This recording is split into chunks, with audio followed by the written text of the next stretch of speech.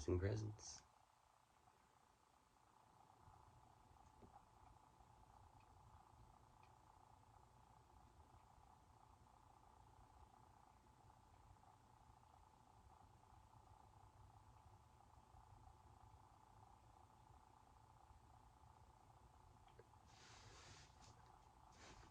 Another video where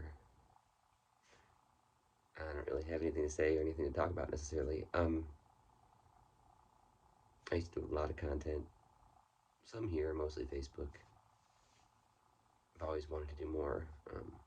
For years now, I've said my life isn't my own, and this is one thing I constantly, and I mean constantly, resist doing. Um, it comes over and over and over and over and over again. And the funny thing is, I always liked doing it. I always loved doing it, as a matter of fact. But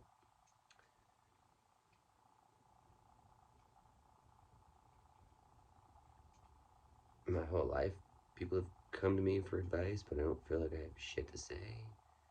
Um, I don't feel qualified for it, I guess. I don't know. I don't know.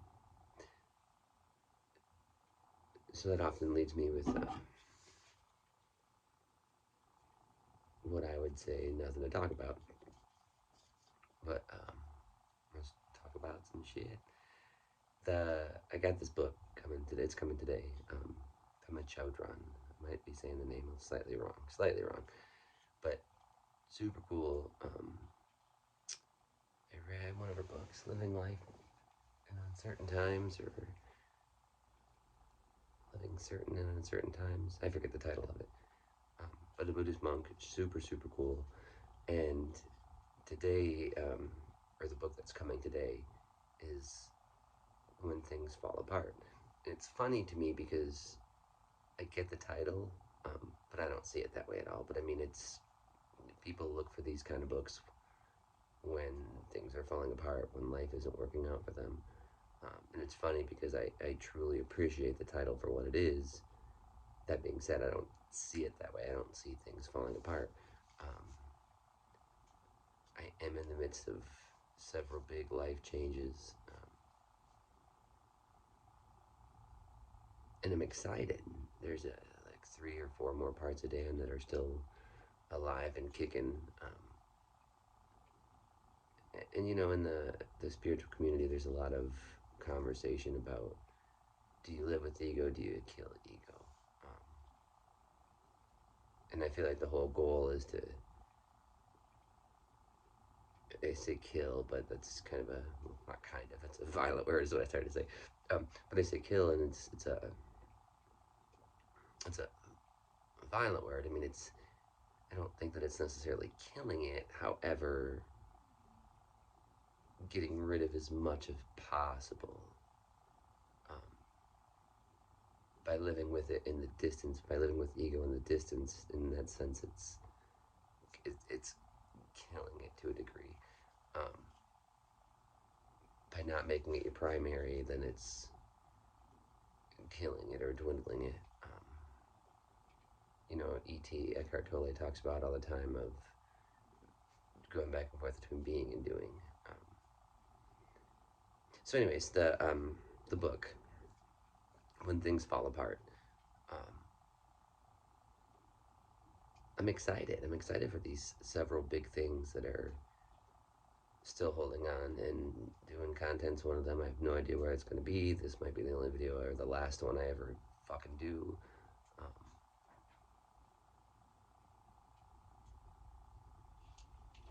but things are falling apart.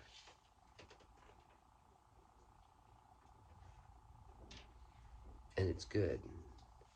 It's more like falling apart, more like I sat back and took like one of those little hammers and shattered it.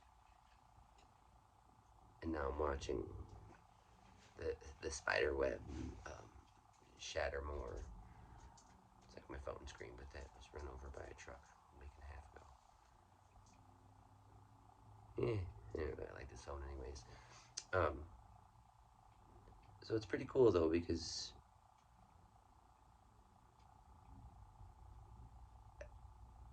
when God, and I remember it like it was yesterday.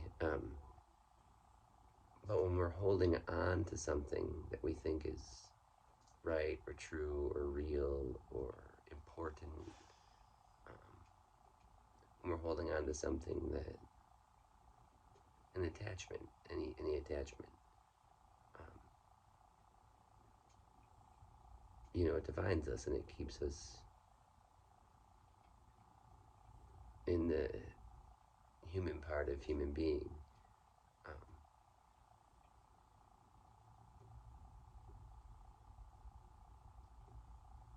and when stuff starts to truly crumble, that's the time to sit back and watch it. And when we're first going through this, it's scary, it's hard, it's not easy.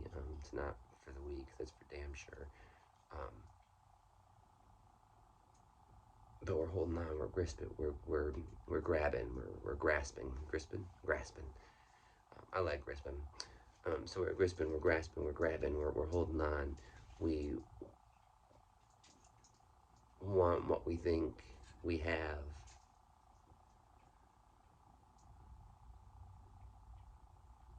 but then when we let go,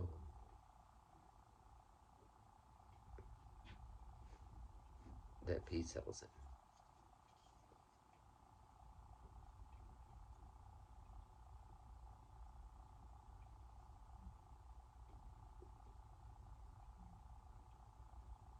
I can't think of an analogy. I just can't think of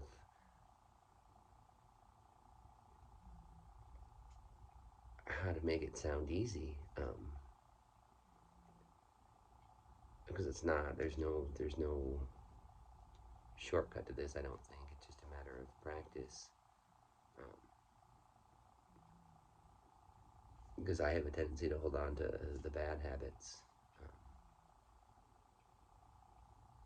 I mean, most people do.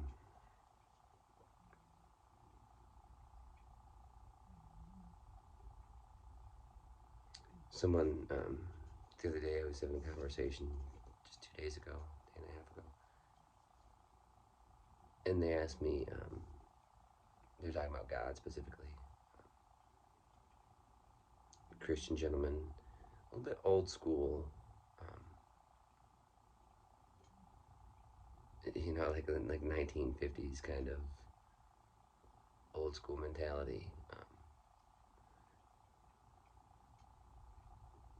And I forget how he came about, but he said, "How do I define right and wrong?" Um,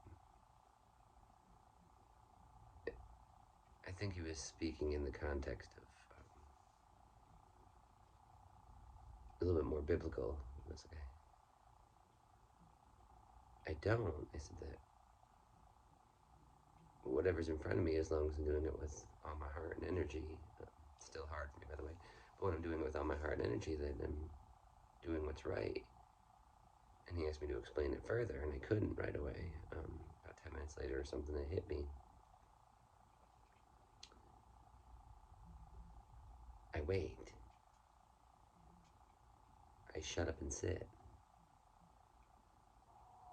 4 magical words: shut up and sit.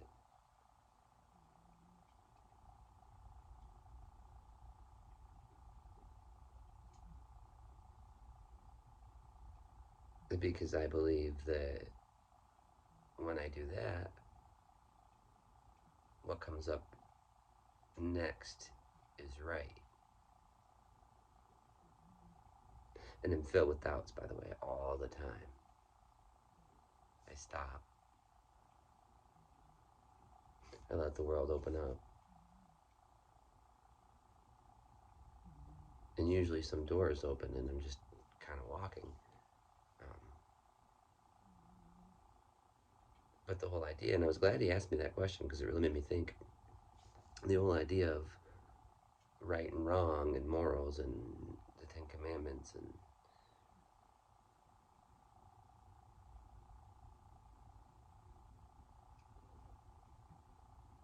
I shut up and sit.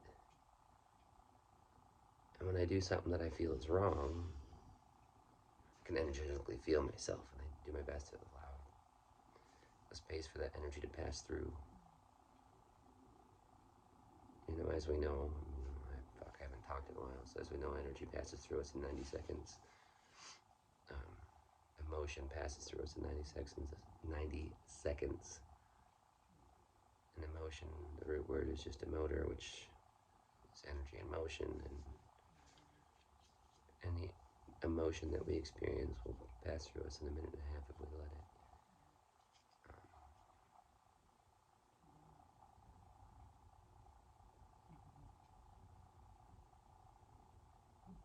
So that's what I do when I feel like something's wrong. I let that space go through me and I usually feel it. But that's when I surrender, acceptance, surrender. It's kind of one and the same now. They're still different. They're different. It's one of those things where it's different when you practice, when you start.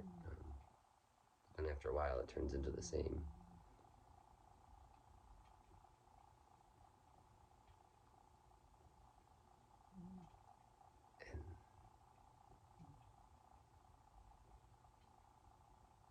And let the world open up in front.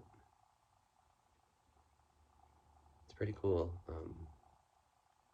I always feel like I don't go anywhere. I feel like wheels are spinning all the time. Felt that way 5 years ago. My marriage was falling apart. I felt that way 3 years ago. When lockdown happened, I felt that way 1 year ago. Actually, not really 1 year ago, but 6 months ago. And some things come full circle. Anyways, when things fall apart, I'm excited about reading the book. I haven't read much at all recently, actually. Last year and a half or so, since I moved out west. But I don't think things are falling apart in the sense that most of it is, again, it's more like got some things that I'm still like gripping onto, and I'm excited to already like taken that hammer and cracked it. And I'm excited to watch things continue to fall apart.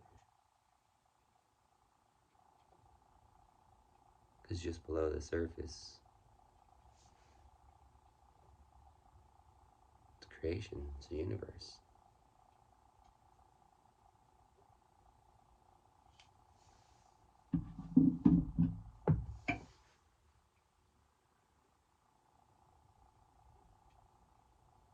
Effing